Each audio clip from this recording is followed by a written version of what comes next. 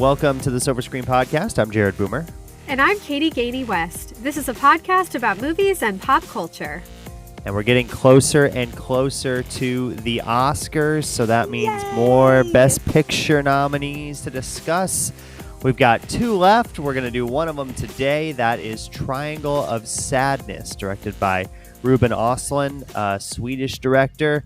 We've got a lot of thoughts on this one, so we will share that with you coming up in just a few minutes as we do another Best Picture nominee. So we do have some news items, though. First, the SAG Awards happened, and those were very fun. Lots of big winners at the SAG Awards. And if you don't know, the SAG Awards are a good indicator for the Oscars. One of the better ones for sure. Usually. In terms of Usually.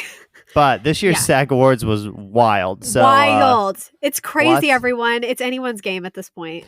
Lots of random stuff happened. So Michelle Yeoh became the first Asian woman to win the Best Female Actor SAG Award. So Congratulations to her.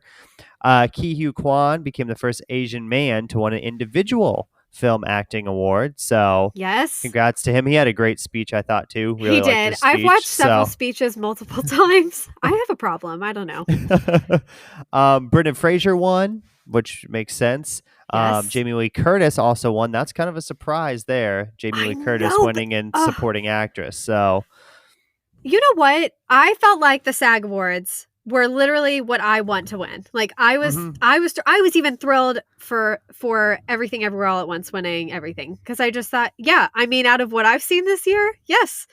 Also, I really have changed my tune a little bit about that movie. The things I didn't like before, I still don't like. But when I look at overall how it made me feel, what I remember from watching it that first time, and the acting performances, I am totally okay if it wins. In fact, I would be probably pretty elated if it wins Best Picture. But everyone, Jared pointed out, Brendan Fraser won. I want him to get the Oscar, but don't discount Austin Butler, because if anyone's going to steal it, it's going to be Austin Butler. Mark my words. Yeah, and Austin, I think, has a good chance as well. He's won a couple other things. So I found a fun fact this weekend on accident. I didn't realize, I couldn't remember who the youngest male was to ever win. It's Adrian Brody for The Pianist. Okay. He was 29, so Austin's older than that. But that's only happened one time. And for 29 to be the youngest male to ever win, that should tell you something. They really don't like to give it to young, attractive men. I wouldn't be like irate if Austin gets it, but I think based on this, Austin's going to have other options. Brendan is the comeback kid, and I want him to win. That makes sense. So I think I would want Brendan to win as well. So we'll see what happens. Jamie Lee Curtis, I was thrilled. That was so exciting. And as Katie said, Everything Everywhere All at Once won Best Cast in a Motion Picture. So that's the big award at the SAG Awards. So congrats to them for winning that. And then you pointed out lots of fashion icks, but you were going to save thoughts for the Oscars. I saw a few, and some did not look good. So there were a couple. The color that stood out to me that looked glorious was yellow. Viola Davis and Angela Bassett were both wearing yellow. They looked stunning. And then everyone was talking about Zendaya. Zendaya slayed. She slays all day. I don't think Zendaya has ever had a bad fashion moment, to be quite honest with you. She looked fantastic. But yeah, yellow, I think also yellow looks gorgeous on like the complexion of like Viola Davis and stuff, because she has that gorgeous brown skin, and it's just really good, that bright yellow. I could never pull off bright yellow. So God bless the people who can. But most of the outfits were appalling. So I was like, yep, I'm just going to say for the most part, terrible. And the Fashion Police, aka me, will be watching during the Oscars, and I will report that to you all on our podcast episode. Do you have any predictions for the Oscars in terms of fashion, like a color or a style that you think is going to be big? So I think pink's going to be big, because it's already been big. There's been a lot of fuchsia, hot pink. Also, everyone, we're recording this on March 2nd, so I always like to timestamp it, So if something happens, I can say this is what So I definitely think we're going to see pink. Really, if we're going by the SAGs, I think we could also see some yellow. Okay. And then if anybody is a fan of the Oscars or has listened to our Oscar podcast before, white is typically the color a lot of women wear because I think it's more women have won while wearing white than any other color, which is interesting. Mm-hmm. That's another shade that doesn't look great on me. But anyway. But yeah, I guess it's a good luck charm at the Oscars. Yeah. So let's go with pink and yellow. Okay. Very spring colors for the Oscars. Right? So, let's just manifest but it is late this year. It's middle of March. So makes sense. So other news items is the new season of Succession will premiere later this month. And there was some rumors out there that it might be the final season of Succession. And they confirmed that earlier today. They released a trailer and also a poster that said it was going to be the final season. Yeah. So the last season of Succession will premiere later this month on HBO. I really like Succession. It's one of my favorite shows, if not my favorite show on TV. And I'm a little sad that they're only going to do 4 seasons, but if they do all 4 seasons and they were all good, then and they don't have any more story to tell, then don't extend it out anymore. That's my thought. Well, and I think it's the same with Ted Lasso. I mean, if you've got a good thing and you're riding high, like it's a good time to get out while the getting's good, I guess. I don't know a better way to say that, but yeah, Succession's one of my Ted Lasso shows. way to say it. So yeah. I did just add, I have my watch list I've talked about on here, my little Excel spreadsheet, and I just added Succession. I was like, oh yeah, that's coming up. And then also, okay, sidebar, since we're talking about shows coming back, if anybody watched the show Sex Life on Netflix, please send me a message. It was real inappropriate. Like when I say I'm shocked, straight up shooketh to my core that they can put that on Netflix. That is the show that does that. And I saw a trailer and the 2 stars were talking about it and they're like, oh, this season's much racier. And I was like, how much racier can it get? I don't understand. So if anyone's into that show, it's finally back. I will watch it, but I am currently, I guess I can talk about my, should I just do my recommendations? Yeah, we can just go into recommendations. Might as well. So. Then I'll go back to my correction. But my recommendations, I'm currently in the middle of Married at First Sight season 12. It's on Netflix. Every once in a while, Netflix will bring like one of the more recent seasons, or usually it's 3 of them of Married at First Sight. So I'm watching season 12. I have so many thoughts. I will say on this season 12, I don't think I personally would have wanted to marry any of the men. I think not like they can't be nice. And I'm not judging on looks. I'm just saying like all of them, there's an ick for all of them for me that I can't get past. A couple of them I just outright loathe, but it is an interesting season to watch for sure. And then I finished Perfect Match, Jared. I know you're like at the beginning, but here's what I will tell you. I was thrilled, just like the SAG Awards, I was thrilled with who won. Like by the end I feel like the people I want to win never win. And I loved it. I was very happy with the ending. So yeah, if you all have not started watching Perfect Match, please get on it. We're about a quarter of the way through right now. Okay. So good. We just saw the big blow up between 2 of the ladies. I won't spoil who it is, but that happens at the end of episode 3. So well, it's great. It's worth a watch. And then the only other thing, I read a really sweet book I wanted to talk about because it's different than a lot of other kind of mainstream romantic comedy, kind of that kind of genre out there. It's called Lunar Love, and it's by Lauren Kung Jessen. And she is actually biracial. She's mixed race, and she has Asian, and I think it might be Scottish. I know she married a Scottish man, but she has a very interesting cultural background. And so she wanted to write a book with characters like that, and she did. And we read it. My best friend Kylie and I always do like a buddy read. It's a book club that we do on Instagram each month. And that was the book that we picked. It was perfect for February because it was like Valentine's kind of themed. But it was also about the Chinese zodiac signs. So they are different than Western zodiac that we're used to. And it was darling. And there was a lot about family in there, the importance of family. There was a side storyline about grandparents that just melted my heart. But it was a really sweet, like romantic book, but it was neat to have all of the like these Asian cultural elements to them. So if you're looking for a fun book, that is a book of the month pick. Again, it's called, I know, shout out book of the month. I did decide, Jared, I'm trying in March to read only my book of the month picks because I have so many. They're piling up. Many. Yeah, I have like 14 and it really bothers me that I have 14 just sitting there. So I was like, I'm going to try to read as many as humanly possible in March. to get that backlog down. So I'll keep you all posted, as I always do, about my reading journey. I only have one recommend this week. It's also on Netflix. It is a show called Full Swing. It's about golf. Now, I'll preface this by saying I don't know a ton about golf. I mean, I know how to play. I know the rules. I know some of the big names. But I would say if you're a hardcore golf fan, this is not the show for you. This is definitely more for the casual golf fan. They just follow different golfers. Each episode is kind of on a different golfer or two. So the first episode was like about Jordan Spieth and Justin Thomas, who were childhood friends, but they still have this like rivalry going between them. Another episode was about a golfer who's like on their way up and another one who's on their way down. So that was kind of interesting. One was about a guy who didn't think he was very good, but he's better than he thought he was. So just kind of every episode is a unique kind of take on golf, and it doesn't get super duper serious or anything. So if you're, like I said, and it's recapping like what happened last year. So if you're a golf fan and you already know who won some of these tournaments, it's probably not going to be as exciting to you, but like, I don't. So I kind of just go in with like, oh, who's going to win this one? So, but I like it so far. I'm about halfway through it. Again, it's Full Swing on Netflix, and each episode is only like 40 minutes too. So you can cruise through them pretty fast. So, well, I like that, Jared, because we're both bringing different perspectives here. You've got golf. I'm talking about a show called Sex Life and the Chinese Zodiac. So, we're just bringing different things here. Good for us. But so many people like golf that I could see how that would appeal to a wide variety of people.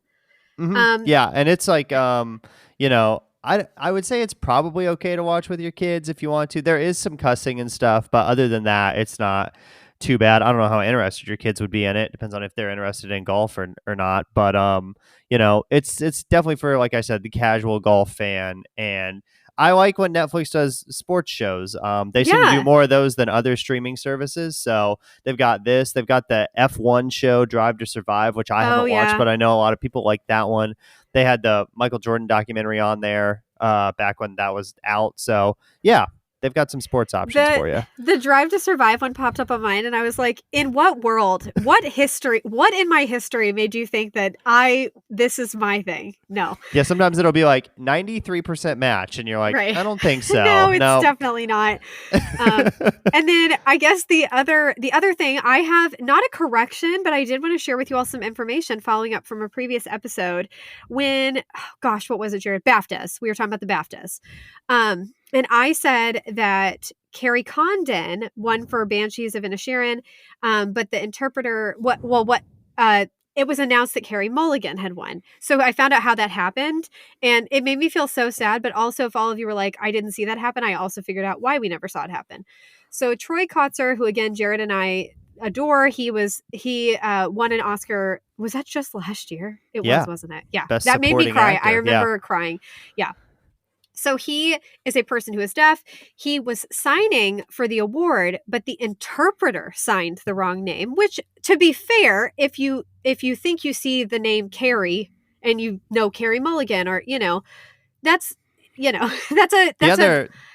the other difficult thing is there's two people with the same name in the same category. Exactly. So that makes and they're it hard, spelled differently, and they're from different places, but they're both beautiful women from European areas, whatever. But super awkward. But the reason we didn't see it on the BAFTAs, well, A, wasn't watching live, and B, the show was aired on BBC, but it had a time delay, as a lot of award shows do, so it was edited out of the broadcast. So I had heard that had happened, but didn't see it. But that's the true story. So totally understandable. Mistakes happen. Worse things have happened. I'm sure worse things will happen. At least nobody was physically assaulted. So that's something. Hey, on the up and up. So, okay, we'll go ahead and talk now about Triangle of Sadness. Speaking of awards, this movie is nominated for 3 Academy Awards: Best Original Screenplay, Best Picture, and Best Director for Ruben Östland. This was released in October 7th of 2022, streaming on November 22nd. It's interesting because normally the Oscar movies come out later in the year. This came out in the fall, but it was early in the fall, so it still held steam throughout the Academy race and got nominated for Best Picture. So somehow. That's why we're talking about it today. It's rated R for some sexual content and some language. I would also say it's rated R. We're going to have to talk about that rating. Yeah. For sure. It's rated R for some other things as well. If you don't like vomit, puke, bodily fluids of yeah, any kind, do not watch this. this movie will Like if make you vomit. seeing someone puke makes you puke, don't watch this movie. If you want to see someone defecate, this is the film for you, because Yeah. they've got it all. They've got it all. They sure do. So many thoughts. But I was shocked when I saw the rating, not because it's R, but because they only listed those two things. And I was like, ooh, this is R for a lot more reasons than that. But okay. Yeah, there wasn't even that. There was some language, but there wasn't that much language in the movie or sexual content. So it's interesting that those were the reasons it got the R rating. Insane.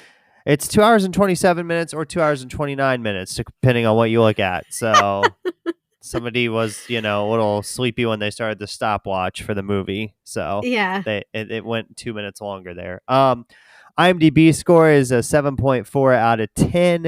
And then Rotten Tomatoes critics is 72%, audience is 70%. So pretty close in terms of critics and audience. That's surprising to me. Also, critics at 72% critics score is normally not going to be good enough to win you Best Picture. You're going to need something in the 80s, 90s. This makes no sense. You're going to need to be pretty high up there to get a pretty good chance at Best Picture on Rotten Tomatoes for the critics score. So that's a good indicator too. If there's something below 80 on Rotten Tomatoes and it's nominated for Best Picture and it's got a below 80 critics score, it's probably doesn't have a great shot. So because the critics are, they don't vote on the Academy Awards, but they obviously, some of them do, but they go to things and they go to these parties and screenings and, they're definitely involved in it. So box office wise, this has made $4.5 million domestically, worldwide $23.9 million. So definitely doing better overseas. It makes sense. Ruben is Swedish, the director of this film. So doing better over there. And this is a synopsis for this one. Pretty simple synopsis. A fashion model celebrity couple joins an eventful cruise for the super rich. And that is what happens. So this is directed by Ruben Östland, a Swedish director who is known for The Square and Force Majeure. The Square, you may remember, is the movie poster where the guy has his shirt off and is like standing on a table. That one had a very weird trailer. Elizabeth Moss was in that. I never saw it, but I just remember that trailer distinctly because it was so different from anything else. That came out about 5 years ago. Well, Jared, you pronounced Force Majeure beautifully. Thank you. I was like, oh, wow. I have also not seen Force Majeure, the movie. No. So, and he has won the Palme d'Or at the Cannes Film Festival 3 times. Three. That is impressive that he's won that. That's the Best Picture award at the also were those other Cannes movies like Cannes this one? International Film Festival. Yeah. If the other movies were like this one, people must be like doing shrooms or something before I don't understand. I don't understand. Maybe it's because they do be given those 16-minute standing ovations. I know. Maybe it's because I'm not European. I mean, I want to be, and I do think some things about me are, more like that life. But I don't get it. I even wondered if the fact that this film was European had to do with the rating. Like, I wondered if I don't know. Yep. I don't know, because maybe they're just not offended by that sort of thing. Yeah, I don't know. So he has no upcoming projects right now. We'll see what he works on next. He usually has 5 or 6 years between movies, so it's probably going to be a while for another one. And we'll take a break here on the show. We'll come back. We'll talk about the cast and our likes and dislikes for Triangle of Sadness. And we're back here on the Silver Screen Podcast talking about Triangle of Sadness, nominated for Best Picture. This movie does have a pretty large cast, although none of them are in the movie for a super long time, except for the 2 main characters, Yaya and Carl. We're going to start with Carl, played by Harris Dickinson. Yeah, and I'll just blow through these because this movie was not my favorite. Harris Dickinson, plays Carl. He's an English actor, writer, and director known for Beach Rats, County Lines, and Where the Crawdads Sing. For all of you who did see that movie, I did not. I just read the book. He has 3 upcoming projects, including Retreat, Blitz, and The Iron Claw. Then, secondly, we have Charles B. Dean. She plays Yaya. This is very sad, and I am just shocked that this happened. So anyway, Charlby Dean was originally from Cape Town, South Africa. She was known for Spud, Don't Sleep, and Black Lightning. She actually died in August. And the whole reason is fascinating and so scary. Over 10 years ago, she had her spleen removed, which people can live without their spleens, but you're more susceptible to illnesses. But last year, in August, she got bacterial sepsis. So that's when, your organs are shutting down because of the absence of the spleen. And the reason she got that was she had an infection, and the infection was caused by either an animal bite or a lick. I couldn't pronounce the infection, so I wasn't even going to attempt it, but you can look this all up.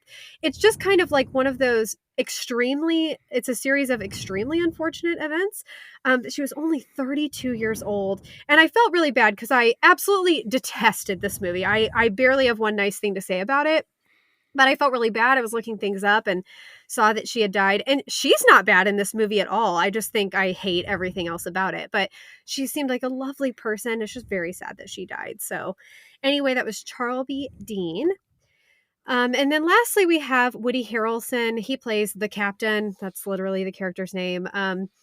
Woody, of course, we know he's the person we do know from the cast. He is originally from Texas, but he was raised in Ohio. I thought that was interesting because I live in Ohio.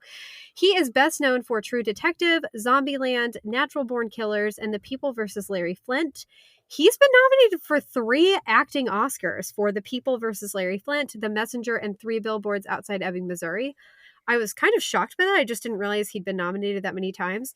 He has 7 upcoming projects, some of which include Project Artemis, which I'm sure a lot of people are excited about. That's based on a book, Girl from the North Country, and The Most Dangerous Man in America. Nice. When you were talking about Woody Harrelson and going through his Oscar nominations, I was like, yes. Wasn't he nominated for Green Book? And then I looked it up, and Viggo Mortensen's in that movie. That's Viggo. Not Woody Harrelson. That is Viggo. Oh, man. Viggo is amazing. He's the best.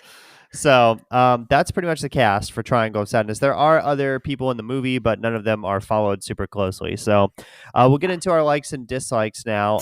One like that I had was I did think it was interesting how they told the story in 3 distinct chapters. Okay. So the first chapter is like this couple and they're at dinner and they're arguing, and then they're like, we should be in a relationship because it'll be good for my social media like clout, and that was the first 30 minutes, and then they get on a boat, and that's the second part, and then they get on the island for the third part. I liked the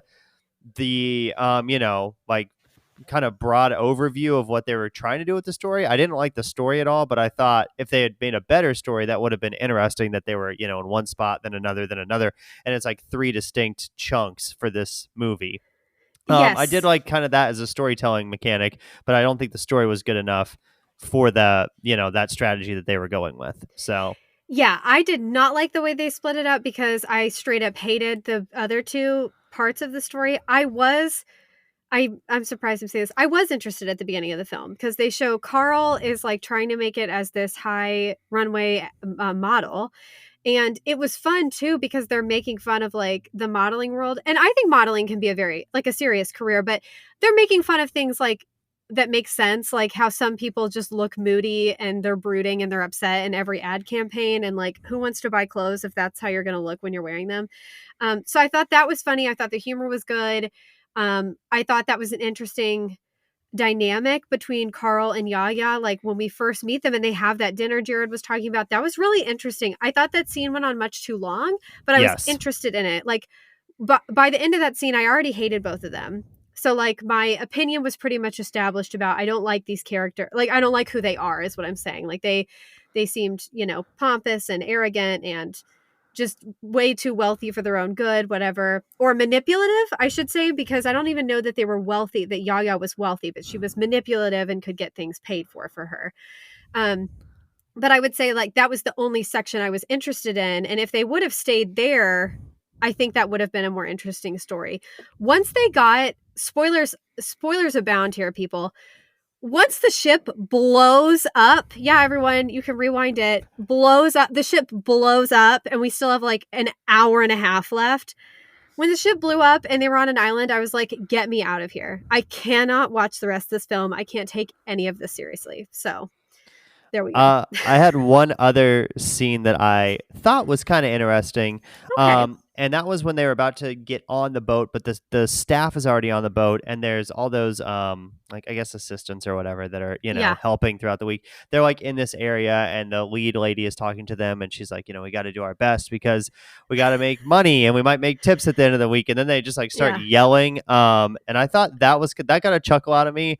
But then I also liked how they showed like the service staff, like the janitors and the maids and things like that, and how they had to witness that just taking place, and they knew that they were not going to get any additional tips or anything. So I think that was trying to say something there. On this movie was trying to say a lot about class status, and but it doesn't do it, I think, in a great way. But I thought that scene was one that maybe did it a little bit better than some others. So I didn't like that scene, but it's only, how we talked about this in Tar, and I think this really could be very much a difference between Western filmmaking, like North America filmmaking versus European filmmaking.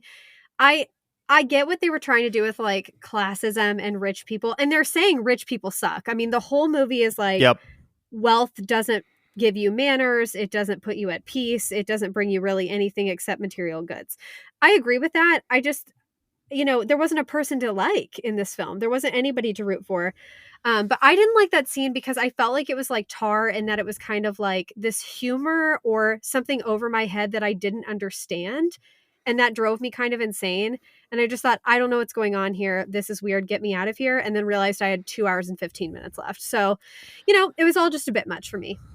Yeah. Only other like we had, just to kind of pad this out a little bit, is we did like the music. So that was a like. Music was good. Yeah. That was actually the only thing I put that I liked, but I'm agreeing with Jared on some of the other points. I came up with 2 others. Okay. On to dislikes now. A lot of dislikes for this movie. First, we got to talk about, so there is a sequence in this movie. They're on a ship, and basically what happens is the dinner it's like a mega yacht. It's like a yacht for millionaires. Big yacht.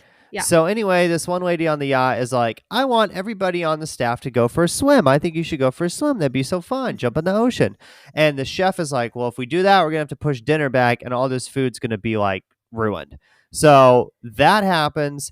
And then there's also a bunch of like turbulence, the swaying, the ship is swaying. They do that with the camera, which I was like, oh, that's kind of interesting for the first 90 seconds. And then they do it for like 25 minutes. And I was like, well, now I'm dizzy. Thanks a lot. So, so that happens as well. And then after dinner and after the seasickness, everybody for about 15, 20 minutes in the movie is throwing up, defecating, rolling around on the floor, throwing up, projectile vomiting. I mean, you see all kinds of different ways to throw up in this sequence.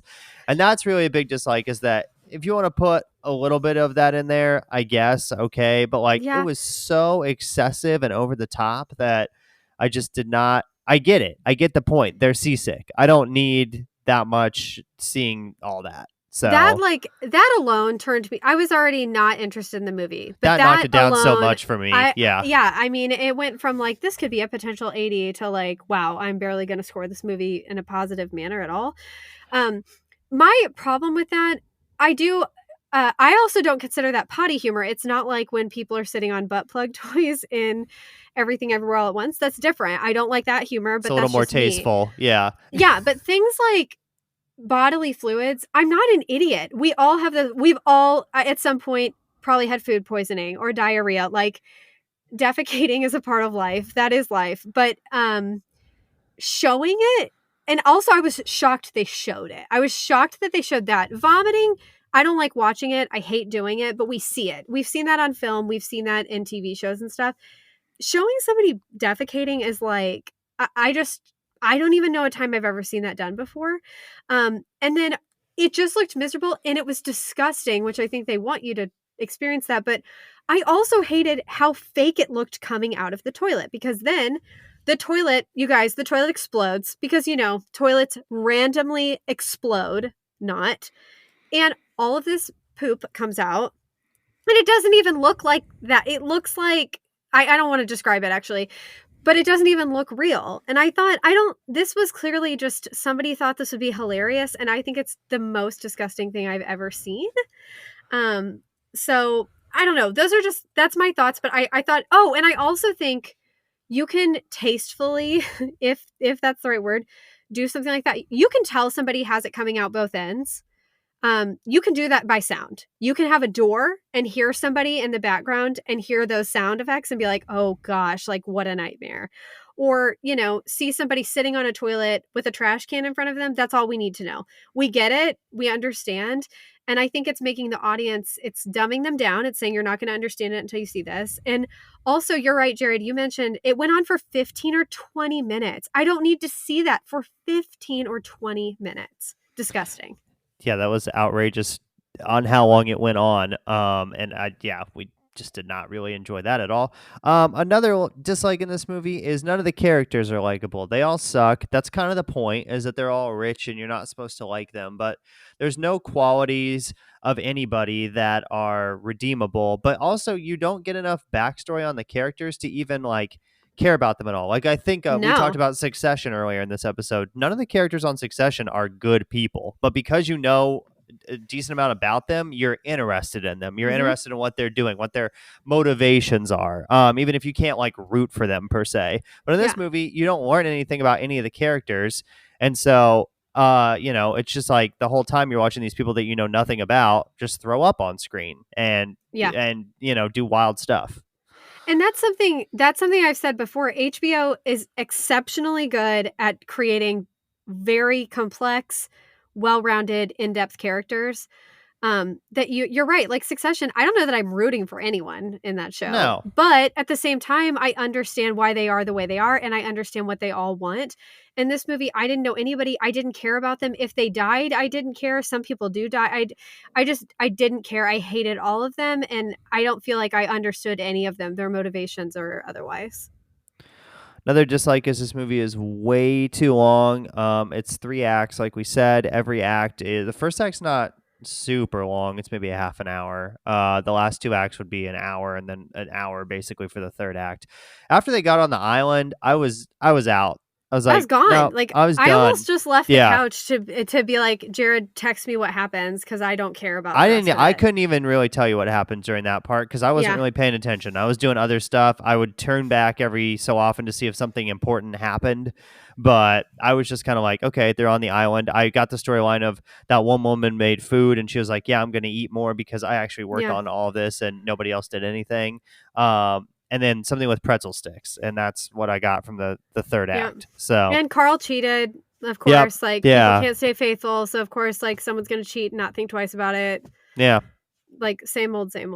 Yeah, but if this had been 90 minutes, maybe it would get a higher rating for me. I don't know, but it would have been shorter. So, right. Yeah. Right.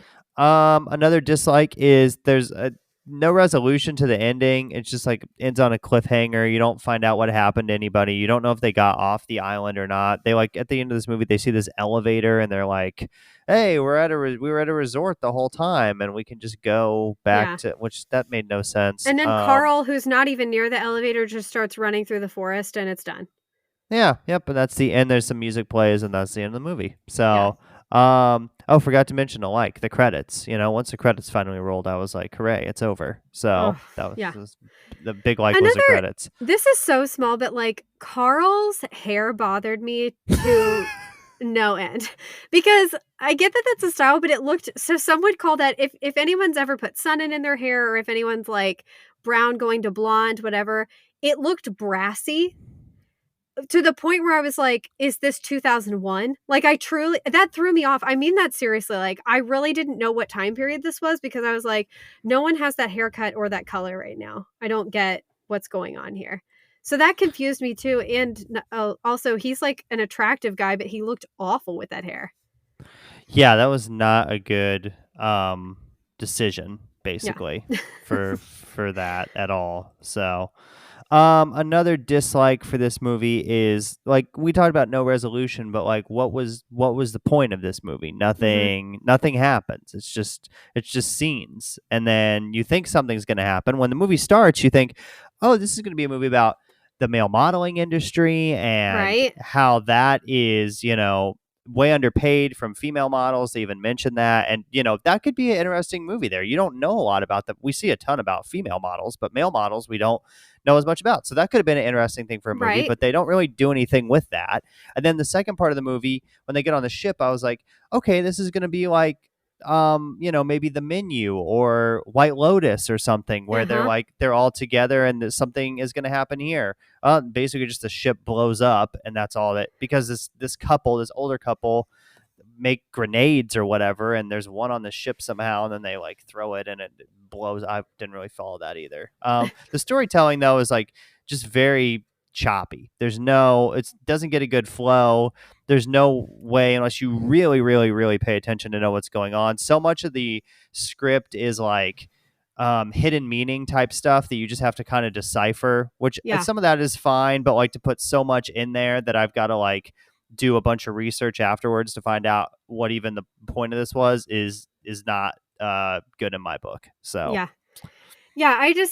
I hated this movie. I don't really know another way to say it. I absolutely hated it. I felt like I think the last movie to make me this angry was Blonde.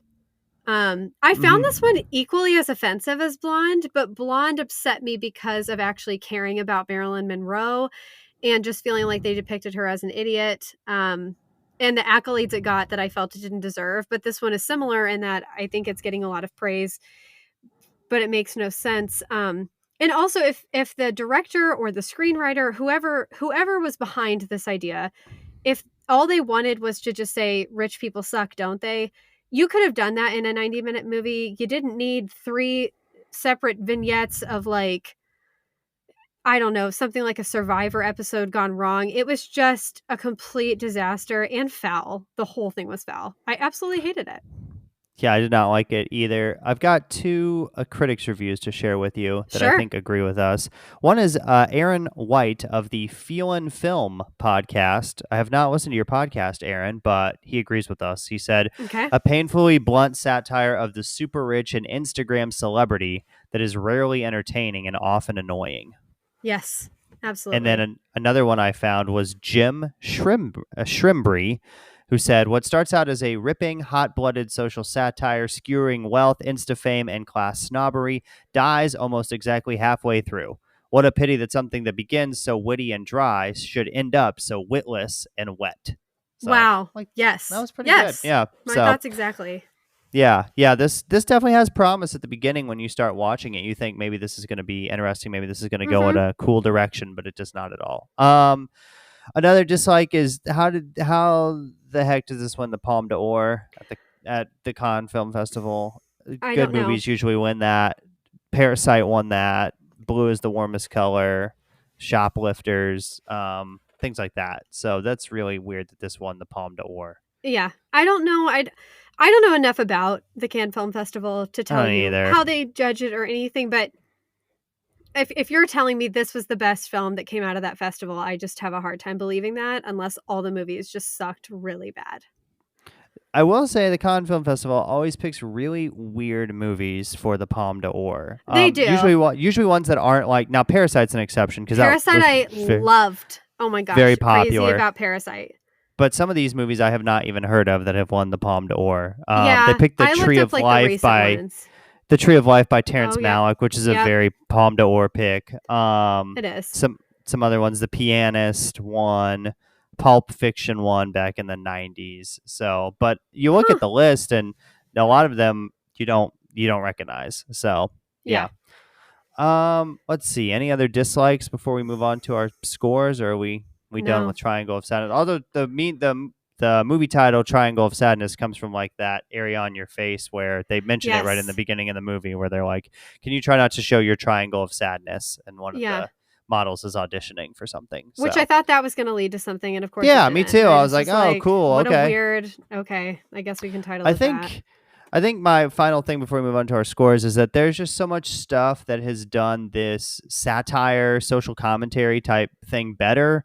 Like I mentioned too earlier, but The Menu, we both like that. That's a movie about rich people and, how they have all this wealth and can go do these exclusive experiences, but they're kind of just idiots. That was, I thought, way funnier and shorter and just a way better story than this was. And then I think of of White Lotus too, which is also doing that same type thing where, everybody's at this hotel.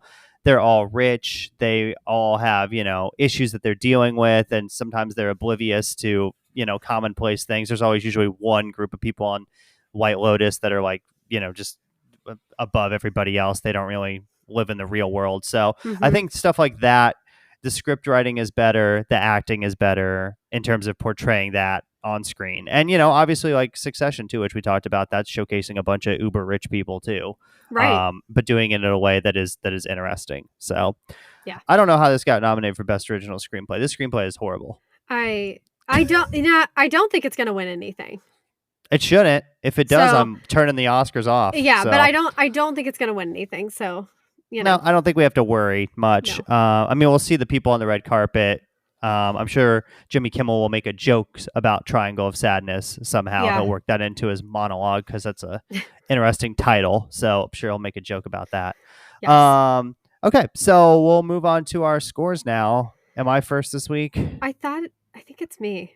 Oh, yeah, are you first? It's me okay. Because we did the same on All Quiet on the Western Front. Oh, that's right. Yes, I forgot about that. Yes. So I'm giving this a 41. I think that is maybe the kindest thing I've ever done. I mentioned Blonde earlier. I gave that a 33. I hated both of them, but 41, I really can't tell you. I can't say with certainty there was anything I just outright thought was great about this film. I found it offensive. I found it disgusting. I found it to be a complete waste of time, and I wouldn't recommend it to a single person. So it took me 3 settings to get through this. So it took me 1 because I thought if I stop it, I'll never go back, and we're recording the podcast about it. Yeah, going from the second to the third when I had about 40 minutes left, I almost did not finish it. I was like, I really do not want to watch this. I'll go a little higher than you because I had a few more likes, but I'll give it a 52 out of 100. Okay. It's not a passing grade at all. You're going to fail the class if you get 52. For sure. So again, not as bad as Blonde. Blonde's still the worst movie that I've seen recently because it's 3 hours long and there's some wild things going on and black and white. It's very pretentious. But this is up there. This was not good at all. Least favorite of the Best Picture nominees for sure. I know I didn't love Banshees of Inisherin, but I would watch Banshees of Inisherin. Oh, see, I did. I didn't like Tar though. Film. Yeah, I didn't like Tar, and I said I wouldn't recommend that to anyone, but I would absolutely watch Tar again before watching this ever. Yeah. Again. Yep. I would as well. So yeah. Okay. Well, that's our thoughts on Triangle of Sadness. You can follow the show on social media at Podcast Silver on Twitter and Instagram. Search the show on Facebook or find the links in the show description, and also follow us on Letterboxd as well to see what else we are watching. We have one more Best Picture nominee left to review. It is by some guy called Steven Spielberg. I think he's done a few movies. Up and coming. Up and coming director Steven Spielberg. This is The Fabelmans with Paul Dano and Michelle. Can I think of her name? Well, yeah, Michelle Williams. Yeah, yep. So, so they are both in this movie, and it got good reviews. It wasn't super popular when it came out. It kind of came and went, but it did get nominated for Best Picture and a few other awards as well. So, and I always give Steven Spielberg a chance. I mean, the guy's got a great track record. So, and it's a movie about making movies, and that's fun. And Hollywood loves those. He does a great job. I don't know that I'm gonna love it, but I hope I'm surprised. Yeah, I hope it pleasantly surprises me and that I really do enjoy it. So that'll be our last Best Picture nominee that we will review. We will also have a review of Creed 3 coming for you as well. And then we'll have our Oscars recap episode on the way too, because the Academy Awards are coming up. So all that is coming up very soon, but our next episode will be The Fabelmans. Until next time, we'd like to thank the Academy.